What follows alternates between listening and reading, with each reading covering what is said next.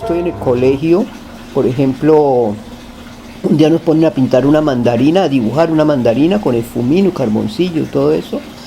Y la monja del colegio, iba en quinto primaria, cogió la mandarina que yo había pintado y dijo, un artista, un artista, un artista, y la mostró para todos los de la clase.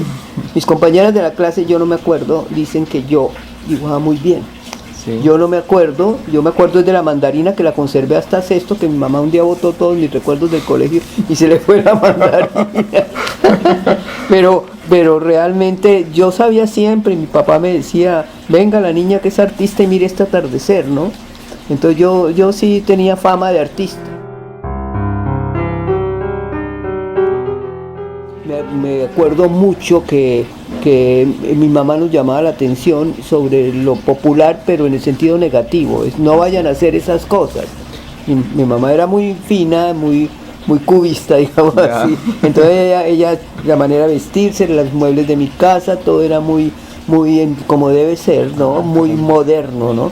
No antiguo, nada, sino muy moderno. Entonces, cuando yo veo que mi mamá nos mostraba esas cosas, miren las niñas de primera comunión como les ponen esas coronas grandísimas, nos mostraba era para que nunca fuéramos a hacer esas cosas. Entonces yo entiendo que mi camino es ese, que mi mamá me había prohibido.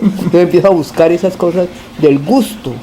¿Por qué era el gusto así, el gusto de la gente? ¿Por qué la gente ponía una repisita a la diagonal y ponía unos muñequitos, unos perritos y toda esa cosa del gusto? No siquiera era el gusto popular, sino era el gusto en general, ¿no? ¿Por qué existe eso? ¿Por qué la gente enmarca esos cuadros y los enmarca con espejitos y los vuelve bandejas? Entonces, ese camino fue en parte hacia, como tú dices, hacia lo popular, pero más que todo era en parte hacia el gusto.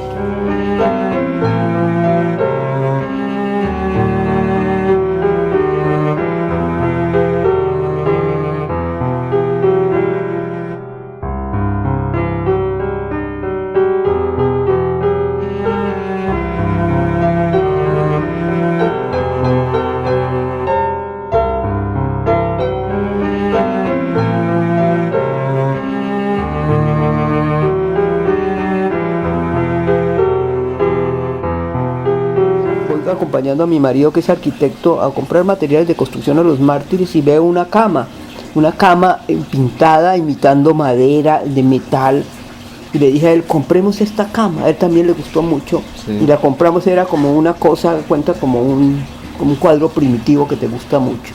Compremos esta cama. ¿Y qué hacemos con ella? Yo no sé. Llegamos al edificio, la pusimos ahí. Resulta que yo había pintado el Señor de Monserrate, que era un señor todo así, sacado de esas láminas, sí. Entonces todo morado y todo eso. Entonces llego a la cama y veo al Señor de Monserrate y le digo a él, pongámoslo aquí. Y resulta que ahí inventé los muebles de Beatriz González, ahí arrancaron los muebles, sí. porque eso es lo que se llama un objet trouvé. Un objeto encontrado de Marcel Duchamp, pero yo no sabía de lo de Marcel Duchamp, pero hoy en día, mirado a la luz de la historia del arte, es un objet trouvé intervenido. ¿Por qué? Porque yo no pongo la cama como el tipo puso el botellero, sí. Así, es una obra de arte, sino yo cojo la cama y le intervengo y le coloco el Señor de Monserrate. Entonces el Señor de Monserrate como que completa el sentido. Excelente.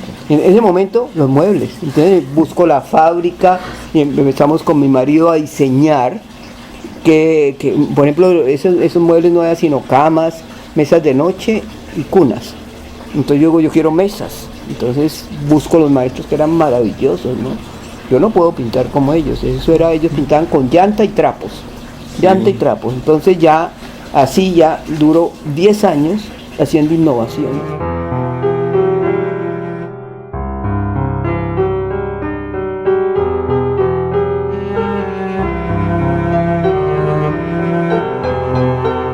En ese momento yo estaba criticándome y pensando que ya no debía hacer más préstamos a la historia del arte, que era etapa cerrada.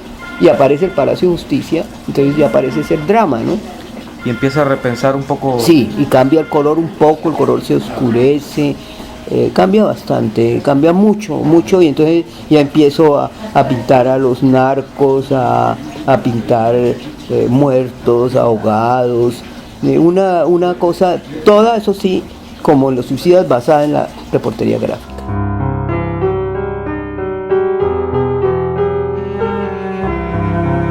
Si yo no lo veo impreso, yo no lo siento, ¿no? Claro. Por eso las láminas, por ejemplo, el Señor de Monserrate, esto yo lo veía ahí. Entonces yo partía de eso que estoy viendo, lo que me sugiere. Claro. Lo mismo que me sugiere una noticia. No toda la reportería gráfica, pero hay unas imágenes muy impactantes que yo les veo que ahí hay una salida pictórica y una salida que eso debe permanecer, ¿no? Sí. Entonces yo tomo eso, entonces ya con el Palacio de Justicia cambia totalmente y yo ya me baso, pero no solamente en noticias que hay gráficas, sino también escritas. Qué bien. Entonces yo me leo las noticias y veo y voy sintiendo, ¿no? Claro. ¿Qué es lo que debo transmitir con esto, no?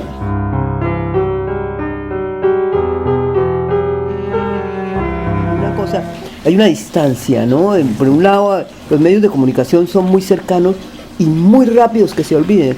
Léase usted un artículo y por la noche le preguntan ¿qué fue lo que leyó? Y usted tiene que hacer un esfuerzo a acordar.